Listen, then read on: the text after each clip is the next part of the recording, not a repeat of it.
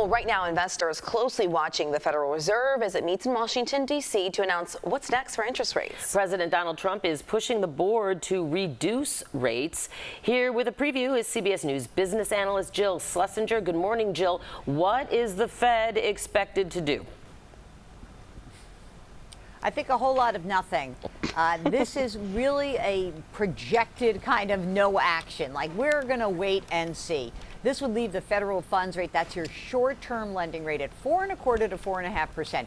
That range, that's where we've been since December. Now, here's the reason why. The Fed chair, Jerome Powell, he has repeatedly said the central bank can be patient. They want to wait and see how tariffs impact the economy. Tariffs that are imposed, they have a lag effect. And so far, the economy has grown, it's been able to create jobs, and the inflation rate has remained higher than the Fed would like, but pretty stable. So I think from the Fed's perspective, why not wait till another 6 or 8 weeks of data before we make a decision? Okay, when you said a whole lot of nothing, I'm like, that's why we love Jill. She tells it like it is. So as far as people watching and wondering, what does this all mean for consumers, people watching right now, and us? Yeah, well, this is a whole lot of something, okay? Because interest rates on a lot of the things that people are looking at day to day, credit card balances, auto loans, even personal loans, these are very high rates. And although the Fed doesn't control home loan rates, they too remain high. 30-year mortgage rates, 6.7%. So borrowers, they are waking up to another day and another few weeks where high interest rates are going to be a problem. So who's happy?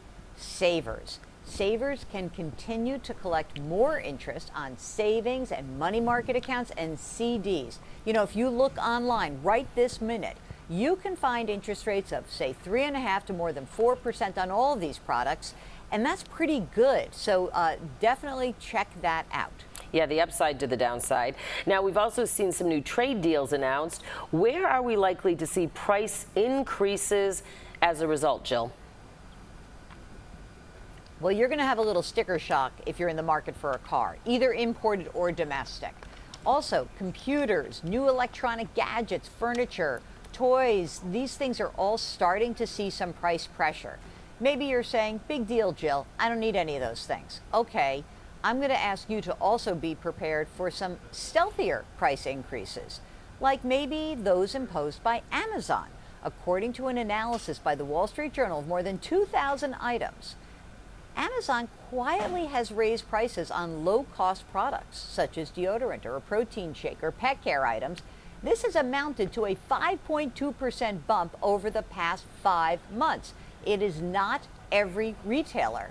So I would really encourage people to shop around a little bit. I'm sure that you guys find this in the economy as well, that there are little, like the extra dollar for a drink at your favorite restaurant. I want to keep coming back, but those dollars add up after a while. Oh, absolutely. Yeah, and they're adding faster than ever. Like you said, I mean, every little thing just costs a little bit more, and that adds up. Jill, thank you so much. And you can see Jill regularly for more advice like this on CBS Mornings. Thank you.